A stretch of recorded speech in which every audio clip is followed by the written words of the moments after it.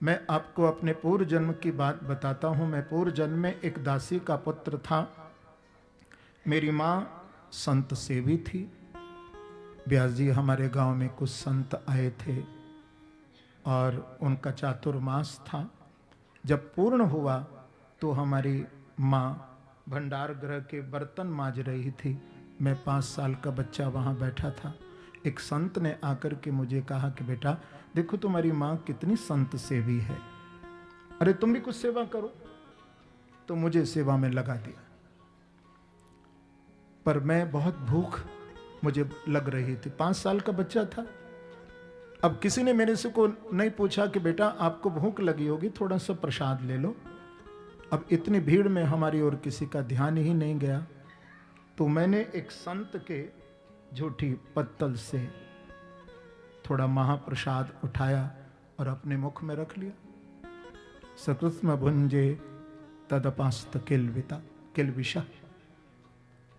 मैंने जब उस महाप्रसाद को खाया तो मेरा अंतःकरण शुद्ध हुआ और मुझे मेरे गुरुदेव ने प्रसन्न होकर के मंत्र प्रदान किया था कि ओम नमो भगवते वासुदेवाय धीमहि प्रद्युम्नाय निरुद्धाय नमः संकर्षणाय च। देखिए इसका जो संक्षिप्त रूप है ना, यह है ओम नमो भगवते। नारद जी ने कहा कि मैं 5 साल का जब बच्चा था तो मेरे गुरुदेव ने मुझे यह दिया था। जब मैं मां के साथ आया, एकांत में बैठ करके भगवत ध्यान करते, भगवत भजन करता था। बचपना था, लड़कपन होता है बच्चे के अंदर, तो फिर भी मैं एकाग्रता से अपने गुरु जी के मंत्र का जाप करता था।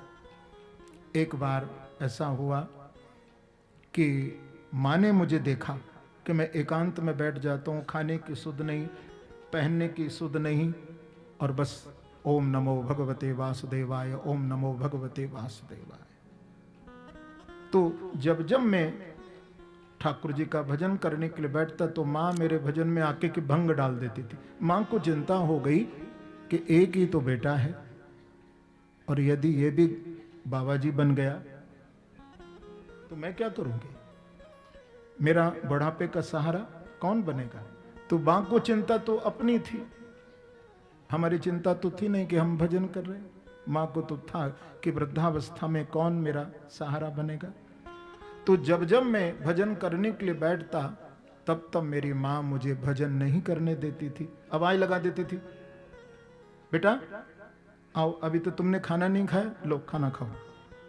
अरे अभी तक तूने स्नान नहीं किया, कपड़े भी नहीं बदले, देख तेरे दोस्त तो तुझे खेलने के लिए बुला रहे हैं, जा खेल क्या।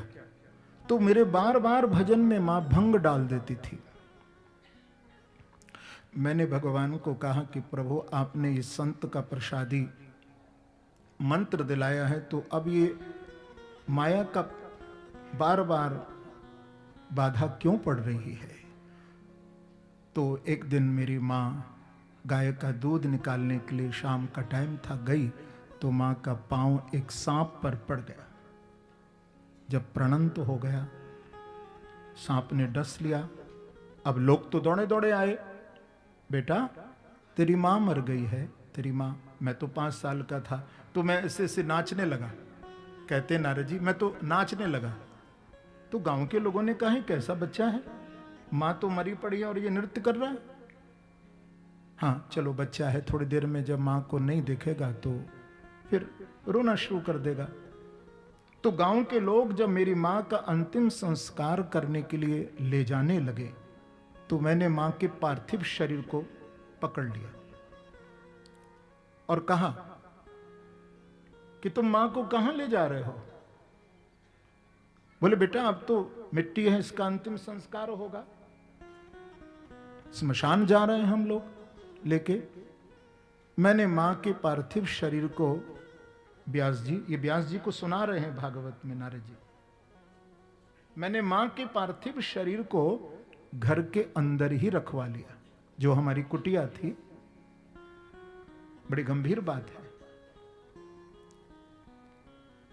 और मां समेत, मां सहित अंतिम संस्कार उस कुटिया का भी कर दिया।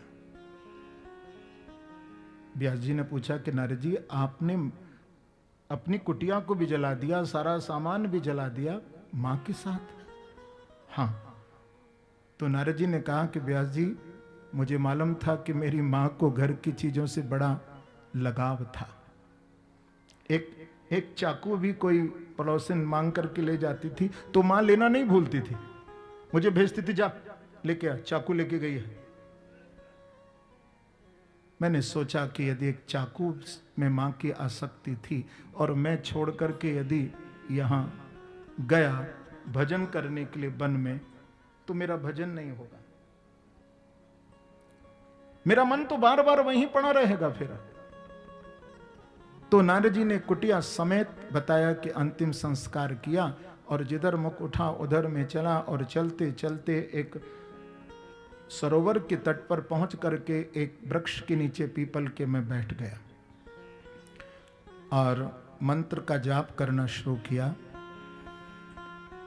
कि हंतास्मन् जनमनि भवान् मां दृष्टुमिहार्हति अविपक्व कषायाणां दुर्दर्शोऽहं कुयोगिनां।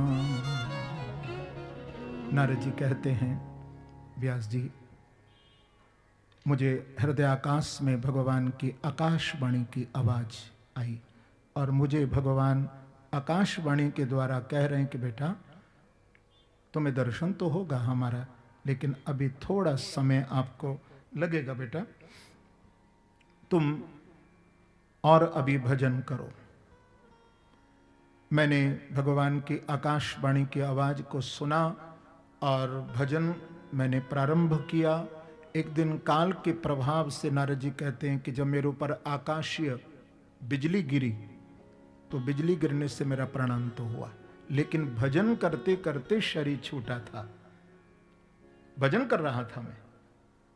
बिजली गिरने पर भी भजन के प्रभाव से नारद जी कहते हैं कि दूसरा जन्म मेरा पुनः जब हुआ तो ब्रह्मा के पुत्र नारद के रूप में मेरा जन्म हो गया। ये भजन का प्रभाव था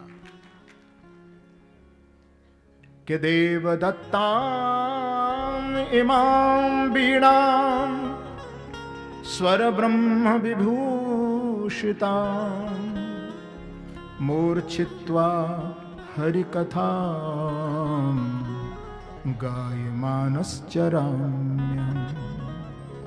नारद जी कहते हैं कि मैं अब भगवान के द्वारा प्रदत्त ये जो मेरे हाथ में आप वीणा देख रहे हैं, इस वीणा में केवल केवल मैं भगवान का नाम गाता हूँ, श्रीमन्नारायण श्रीमन्नारायण श्रीमन्नारायण, केवल प्रभु का नाम गाता हूँ। आप भी प्रभु का नाम गाइए। ये 4 श्लोक नारद जी प्रदान कर रहे हैं। ये कौन से श्लोक हैं? भागवत का मूल है। अहमेवा समेवाग्रे नान्यद यत सद सत्परम पश्चादहम यदे तच्च योव शिष्येत सोस्म्यहम् ऋतेर्थम यत् प्रतीयेत न प्रतीयेत चात्मनि तद विद्यादात्मनो मायां यथा भासो यथा तमः यथा महान्ति भूतानि भूतेषु चावचेष्वनु प्रविष्टान्य प्रविष्टानि तथा तेषु न तेष्वहम् एतावदेव जिज्ञास्यं तत्तु जिज्ञासुनात्मनः अनवय व्यतिरेकाभ्याम यत् स्यात् सर्वत्र सर्वदा। देखिए, आपको सारी भागवत हमने सुना दी। ये 4 श्लोकों में, जिसमें ब्रह्म तत्व, माया तत्व, जग तत्व और आत्म तत्व का निरूपण किया है। इस चतुश्लोकी भागवत में नारद जी ने कहा कि आप इस भागवत का विस्तार करिए। तो देखिए, वेदव्यास ने कल जो मैंने पूछा